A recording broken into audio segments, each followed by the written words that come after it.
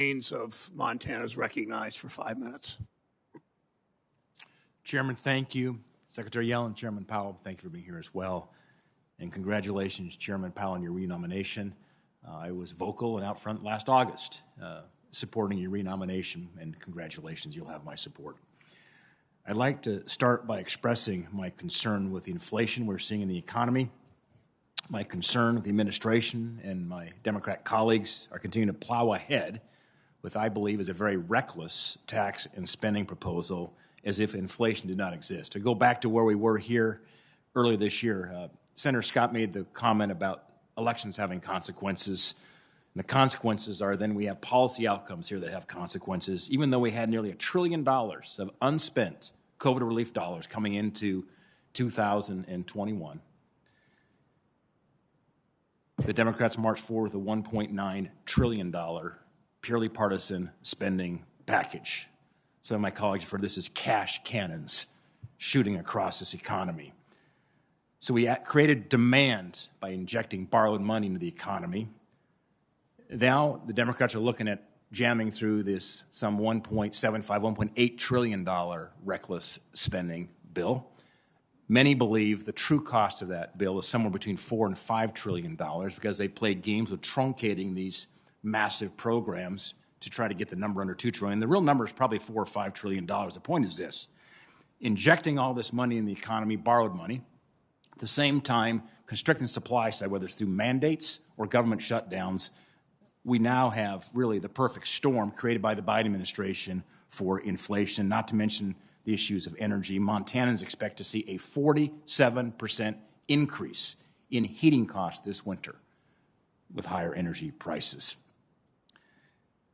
The proposal that the Democrats are trying to ram through at the moment will add at least $300 billion to deficit in the first 2 years and about $748 billion over the first 5 years. And with all due respect, Secretary Yellen, you said it's paid for. I think the CBO has not actually said that, even if you add in the massive tax break they'll be giving to the coastal elites. The Democrats have put in there because their donors scream so loud in places like California and New York. But the bottom line is it's not fully paid for, and the CBO has stated that. Also giving the IRS $80 billion to hire 87,000 more agents should be chilling to the American people. This is a massive expansion of government.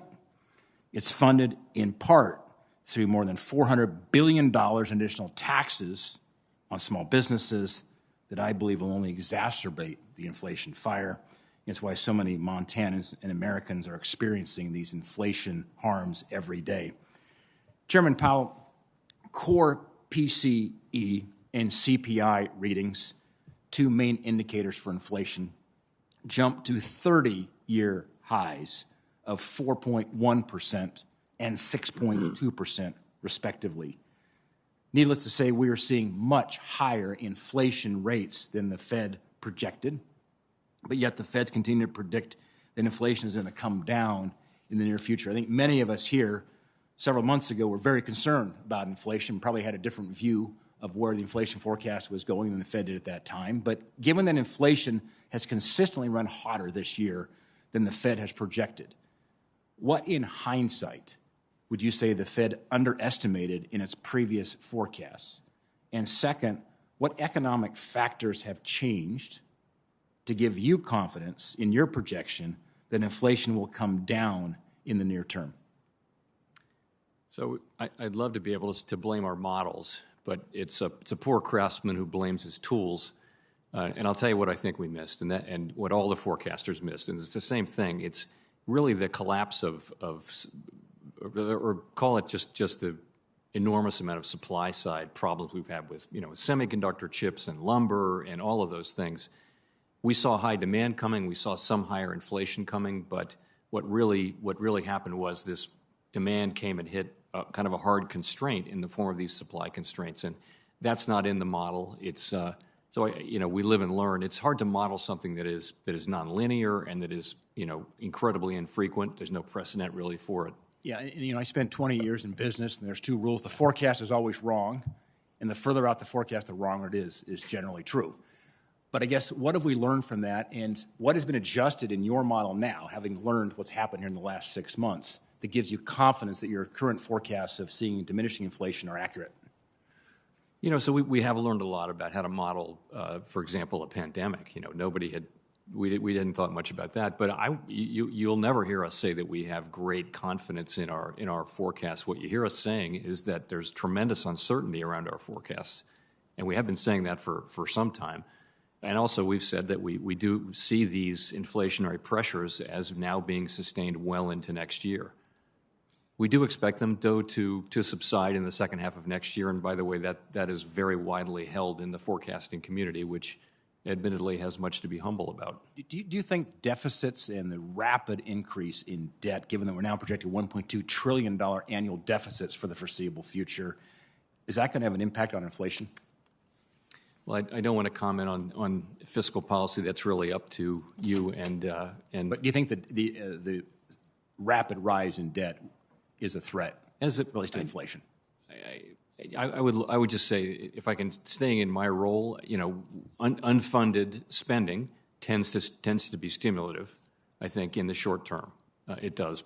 And I would just say we do need to return to a more sustainable fiscal path, but the timing and the means of doing that are really not up to the Fed. Mr. Chairman, I know before I close, I want to quickly touch just one other banking. Well, no, to close. You can make a comment, no more questions. We're already over, and we're well over time. Got a short comment to make. A lot of Americans and Montanans are concerned about this. We've seen reports from some of my colleagues on the other side of the aisle have concerns over Professor Omarova, the nominee for Control the Currency. Concerns are one thing. I would encourage my colleagues to come out publicly opposed to Ms. Omarova's nomination so we can find a way forward on filling this important nomination. Mr. Chairman, thank you. Senator Tester is recognized from his office. Well, thank you, Mr. Chairman. Hopefully you can hear me. I want to thank Secretary Yellen and Chairman Powell for being on this call. I think it's interesting, though, Mr. Chairman, before I get to the folks who have presented, that when we gave a tax break to billionaires under a Republican administration,